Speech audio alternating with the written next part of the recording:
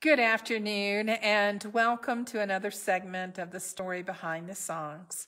Happy St. Patrick's Day for all of you that celebrate this season.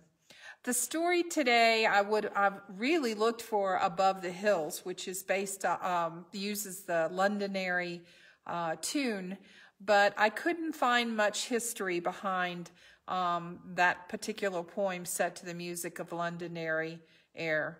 So I did pick one of the hymns from this Sunday, which is Beneath the Cross of Jesus, and it is in hymn book at hymn 297, written by Elizabeth Clephane, and I hope you'll enjoy that as well.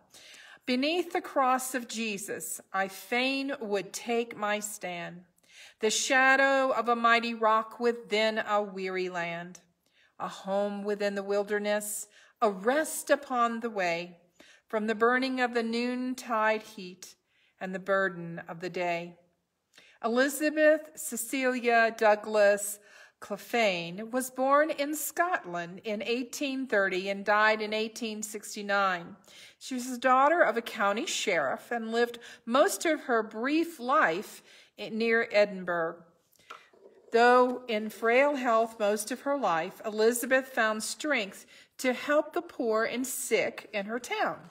She and her sister gave all that they could spare to charity, including, it is said, selling her horse and carriage for the benefit of the needy. The townspeople of Melrose referred to Elizabeth as the Sunbeam. Beneath the Cross of Jesus, focusing on the shelter of the cross, was first published 3 years after the author's death in 1872, under the title Breathings on the Border, perhaps a double entree referring to the geographical location near Melrose, the Scottish borders, and the reference to the border between life and death. This poem and others of hers appeared in the Scottish Presbyterian magazine, The Family Treasury, submitted by an anonymous source, perhaps a family member or a friend. One source suggests that this hymn was written within 1 year of her death in 1868. The British hymnist J.R. Watson mentioned that an editorial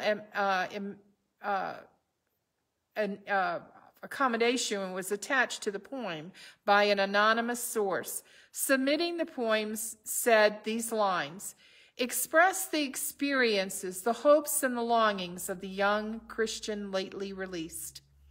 Contained in the same collection of her famous narrative poem, There Were 99 That Safely Lay, both of these hymns were promoted by a well-known American musical evangelist and songwriter, Ira Shankly, between 1840 and 1908. He published them in the Sacred Songs and Solos in 1873. Though Shankly composed a tune for the song entitled Clephane, it was almost a universal pairing with its St. Christopher, which was composed by British-English musician Frederick C. Maker.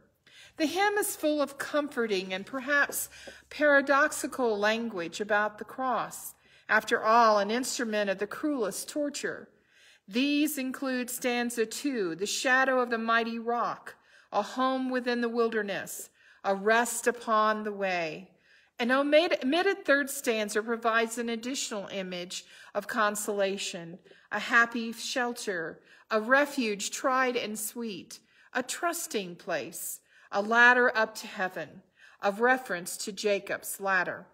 O safe and happy shelter, O refuge tried and sweet, O trusting place where heaven's love and heaven's justice meet. As to the exiled patriarch, the wondrous dream was given, so seems the Savior's cross to me, a ladder up to heaven. Originally 5 stanzas, another omitted stanza, perhaps autobiographical, provides further insight into the comfort the writer found in the shadow of the cross, and the inspiration that the cross gave her as she anticipated her own death.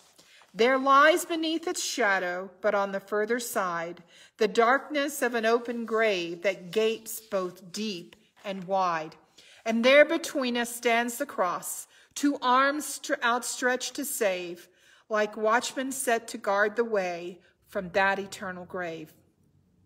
Such explicit anticipation and longing for death may seem somewhat morbid today, but echoes of the romantic literary sentiment of her time. Though appropriately during the Lent and Holy Week, this hymn is more of a personal meditation on the cross and one's own mortality than a hymn written for a specific time of the Christian year. The contrast between the 19th century romantic perspective on the cross and the early 17th century understanding expressed by the famous hymn by Isaac Watts, When I Survey the Cross, is significant. Only the salient differences can be mentioned here. While Elizabeth's cross is one of shelter and comfort, Watts' cross is one of redemption. Elizabeth scarcely mentions the one who hung on the cross, while Watts focuses our attention on the dying Christ in stark detail in the first line. Elizabeth's hymn incorporates an extensive list of comforting images, many while Watts interprets the scene of dying Christ theologically. Following the first line of the stanza cited above, Watts uses the use of metaphor, transforms blood and water into love and sorrow, and thorns into a regal crown.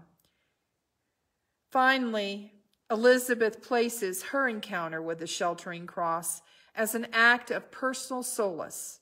She wants to remain spiritually in the shelter of the cross. I take, O cross, thy shadow for my abiding place. Her final stanza is she's content to let the world go by, to know no gain or loss. It's that focus that brings us to her hymn. The purpose of comparing Isaac Watts to her is to show the gamut of the cross.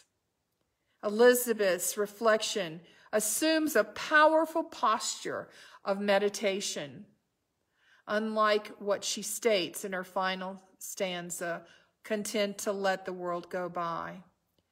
It was not her ethical posture, as she was not only aware of others' plights, but also shared all that she could spare to meet the needs of the poor and infirmed and the limitations. Given rich symbolism, that is the part of the cross in the Christian experience, we need to sing both of these hymns, as well as many during this time of Lent.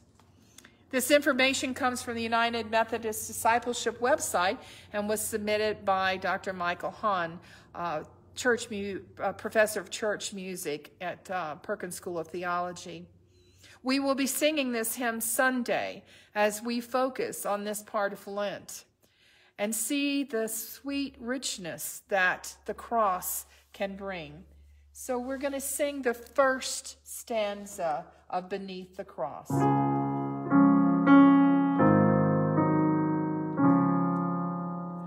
Beneath the cross of Jesus, I fain would take my stand.